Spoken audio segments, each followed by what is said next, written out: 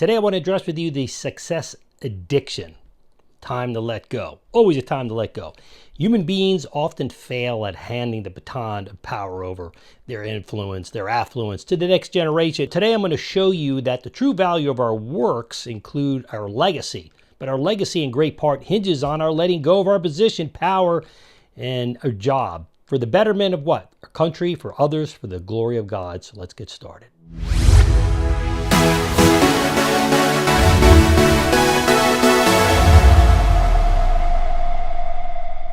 Everybody, welcome back to Reason for Truth. I'm your host, Stevie Garofalo. You know, Reason for Truth. Truth comes first, reasons last. But we're always constantly learning in our digital world. So we stop learning, we stop teaching, or at least stop teaching well. And there's lots of digital content, like too much. So we're going to try to give you some of the best, all right?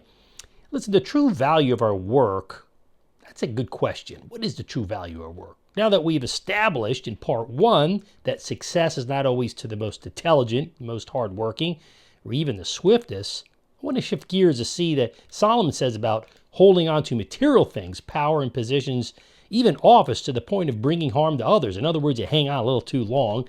You know, I guess we can see that even in the President of the United States when you can't speak, or in coherency anyways. Well, the harsh truth is that buildings decay, they fall down, so do people. All right, enough said. Cars grow old and they rust out. Professional titles fade and go away. Sometimes they even change or just are deleted altogether. And professional designations and positions, they come and go. So in the end, nobody will remember who you and I are and who we were in years to come. That's true. Well, who's your great-great-great-grandfather? Well, in some African nations, they can actually go back 10 generations. But for the most of the world, we can barely remember. We just know our parents and grandparents. King Solomon in the Old Testament, in the Hebrew Scriptures, said this, "For the living know that they will die, but the dead know nothing, and they have no more reward. For the memory of them is forgotten." Ecclesiastes 9:5. Do you get that? Read that for yourself. Their memory's forgotten.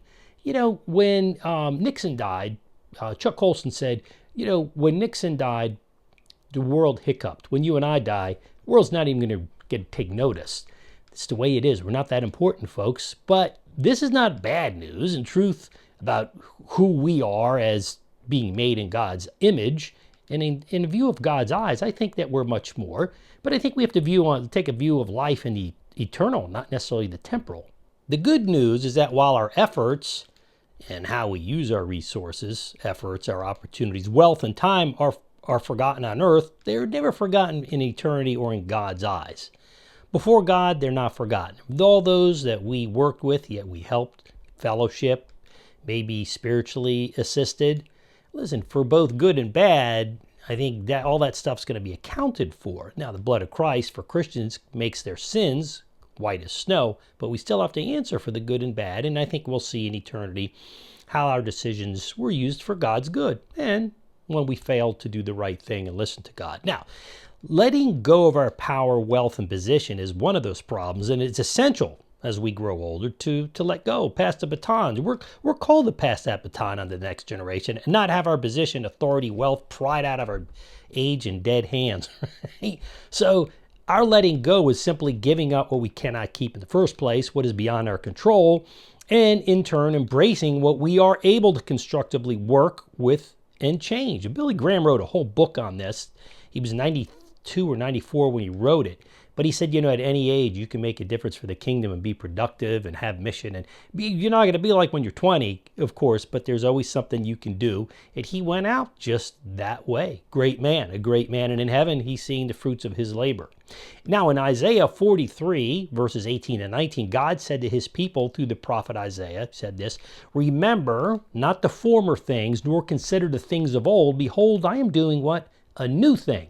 Now it springs forth. Do you not perceive it? I will make a way in the wilderness and rivers in the desert." It's in the ESV. So what does all this mean? I mean, what is Isaiah saying? The point is found in one verse which says, "Do not remember the former things of old. Behold, I will do what? A new thing. Now it shall spring forth. Shall you not know it?" In other words, God is always doing a new thing. We all, listen, a lot of people want, especially the affluent and the wealthy, want to live forever. I mean, some of these people have frozen their bodies thinking that they can be brought back 100 or 1,000 years later. Now, sadly, for many people with power influence, releasing their privileged position of power and prestige is difficult. Now, a good example includes, give you some real life examples, United States Congress. I mean, there are many of them, but I'm going to name a few that just come to mind, that grow old and they won't die out. They may be half dead or 3/4 or 90% dead, but they just hang on. Again, I'm not here to talk about the President of the United States in 2024, but you can get a grasp by looking at these people in office and seeing this is a very true problem. They often cling on to their power and position. But other examples include Republican Senator John McCain, Democrat, Senator Dianne Feinstein, both who died in office. And listen, they left unrightly, clinging to their position and power. They left this earth while in office, failing to pass the baton. Towards the end, neither of those two were able to even carry out their duties. John McCain had a brain tumor. Dianne Feinstein was showing up for many years in like a wheelchair. And then towards the end, she had her daughter or daughter-in-law, one of those, actually speaking on her behalf, but wouldn't step down. That's just not right. Couldn't even do the job of the position she was elected to do. But what happens? She clung on, both of them clung to their power and position to the very end, and I think that's the way they wanted it, despite being able to function as coherent human beings. So why did they do that? I have to think for some reason they thought first of all, none of them really had real jobs. I mean, they just got the privilege of moving around everyone else's money and power and all that, and who doesn't want to let that go? But I think these people would have probably died pretty quickly, much more quickly, especially in that condition, once they just left office, because that's the only thing they lived for, was the goodies and the power and the prestige. So, yet they departed from this earth, clinging to what they could not keep or what they could not cling to in eternity, right? Then there's the U.S. Supreme Court Justice Ruth Ginsburg, who proclaimed that she would die in her position, in office, hanging on to that gavel as a U.S. Supreme Court Justice, and man, she did just that. Matter of fact, Obama, president, had really basically begged her. I won't use the word, but he really put a lot of pressure on her, I should say, to step down so he could replace her with another person who reflects his political views.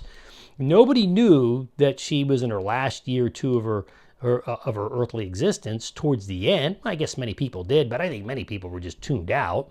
But the world wondered why she wouldn't resign, for the most part, and turn her robe in, allow a younger person with good health to take over her position. Now, for many people, more conservatively thinking, they were pretty grateful that she never did that.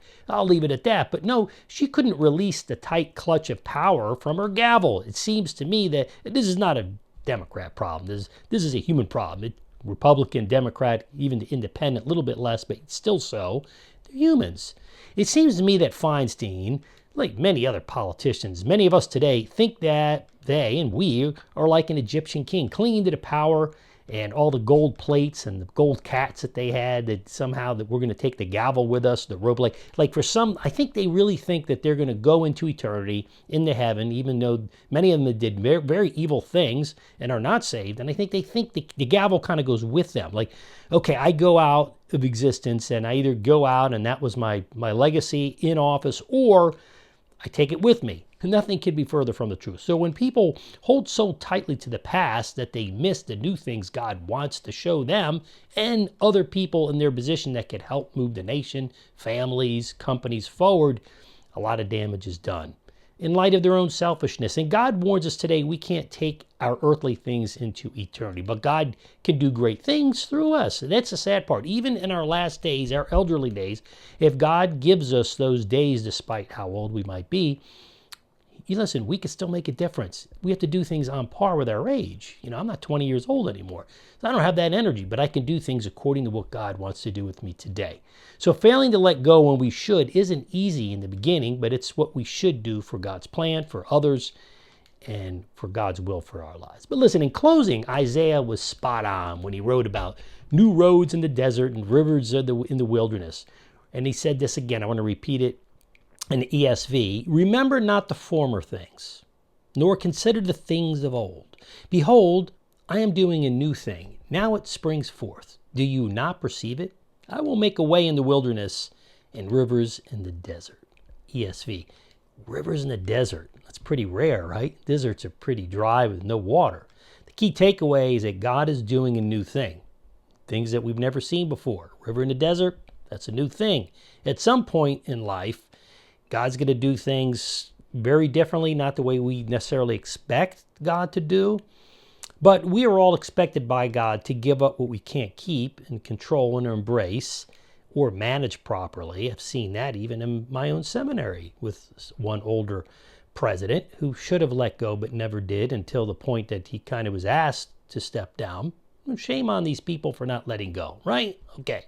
This provides a new way of thinking, a new way to think of God's plan, and a new way of thinking about success. I hope you will read this passage in the chapter and the book in full, see what God's doing in your life, right? Reflect on that in prayer.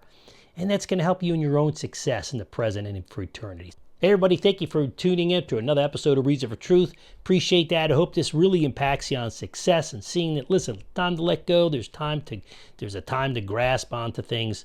But this truth, the bottom line is that God has great things for us in as much as we have capacity. So thank you for tuning in. Make sure you do a few things. You need to get more equipped. Go over to equippedacademy.com or christianonlinetraining.com. And then make sure before you leave, just hit that little like button, hit the subscribe. Bam! Goncio Sinistro. And share this with your friends. Share the love. All right. God's blessing to you. Thank you for tuning in. I'm your host, Stevie Garofalo, and this is your Reason for Truth for today.